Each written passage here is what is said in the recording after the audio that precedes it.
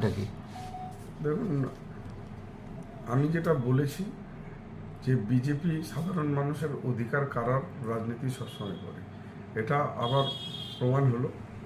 আপনারা যেমন জানেন, অন্নপূর্ণা ভান্ডার বলে আমার একটা মোবাইল রুটি ভ্যানের গাড়ি চলে, সেটা 2021 16ই মে থেকে আজকে 920 দিন হয়ে গেছিল।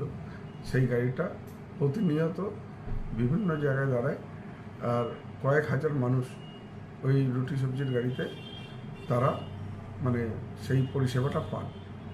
তো সেটা আমার পিতা স্মৃতিতে, সেটার কোনো রাজনীতির সাথে দূর পর্যন্ত কোনো সম্পর্ক নেই।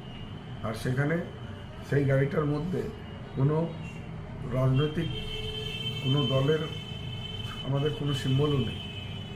তো সেটা সাধারণ মানুষের, আজকে সাধারণ মানুষ যারা ভাবেন হসপিটালে কেউ রোগীর সাথে এসেছেন, হ্যাঁ, সেই ধরনের মানুষরা রুটি খেতে, কিছু মানে লেবার শ্রেণীর লোকেরা কাজ করছেন, কিছু টোটো চালক, হ্যাঁ, তাদের অন্ন জোগাতো ওই রুটি সবজির গাড়িটা।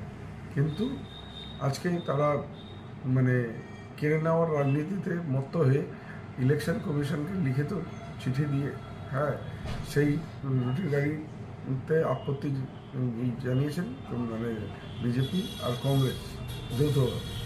তো আজকে মানে রুটির গাড়ি কয়েকটা দিন বন্ধ থাকবে, 26 তারিখ নির্বাচনের পর এটা আমরা চালু করব। আর একটা আমি রায়গঞ্জবাসীকে বলে যাই, আমি যতদিন বেঁচে আছি আমার বাবার স্মৃতিতে এই রুটি সবজির গাড়িটা প্রতিনিয়ত চলবে আগামী দিনে। আর আমি যদি মানে ইলেকশনের পর রায়গঞ্জবাসী, রায়গঞ্জ লোকসভা কেন্দ্রের লোকেরা যেই হিসাবে আমাকে আশীর্বাদ দিচ্ছেন, যেই হিসাবে ভালোবাসা দিচ্ছেন, আগামীতে এটা আরেকটা রুটি সবজির গাড়ি বার করবো, সেটা ইসলামপুর সাব ডিভিশনে চালাবো। আমাদের এখানে দুটো সাব ডিভিশন রয়েছে, ইসলামপুর সাব ডিভিশন রায়গঞ্জে অলরেডি রয়েছে।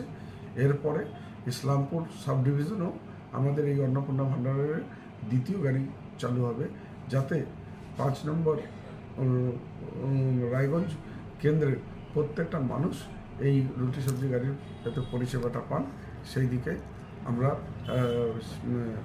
সংকল্পবদ্ধ। আর আগামী দিনে মানুষের জন্য, মানুষের পাশে আমি আছি।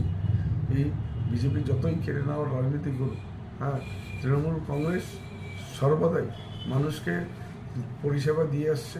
আজকে তারা ভাবে না সাধারণ মানুষের 100 দিনের কাজের টাকা দেয়নি, কেড়ে নিয়েছে। সেই টাকাটাও তৃণমূল কংগ্রেস সরকার দিয়েছে।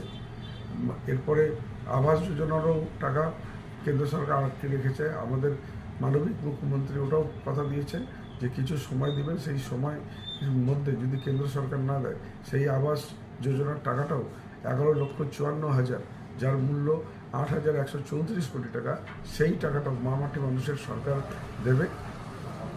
আর আগামী দিনে মানুষের সাথে আর মানুষের পাশে মামাটি মানুষের সরকারই আছে আর থাকবে। বলছি, তাহলে কি বলবেন যে কংগ্রেস এবং বিজেপির পায়ের থেকে মাটি সরে যাচ্ছে, বুঝতে পারছে যে তাদের অবস্থা বিপন্ন? না, একদম তারা বুঝতে পারছে। তারা এখন মানে একটা কথা আছে হিন্দিতে, খিসে আই বিল্লি খাম্মান হচ্ছে। তো এখন মানে ওরা বুঝে গেছে জনগণ তাদের পাশে নাই, সেই জন্য এখন জনগণের সাথে ওরা শোধ প্রতিশোধের বেঁধে গেছে। সেই জন্য জনগণ যাতে তাদের অধিকার থেকে বঞ্চিত হয়, সেই জিনিসটা তারা তো ভোটে মানে হেরেই আছেন, হ্যাঁ, এটা তো বুঝেই যাচ্ছে।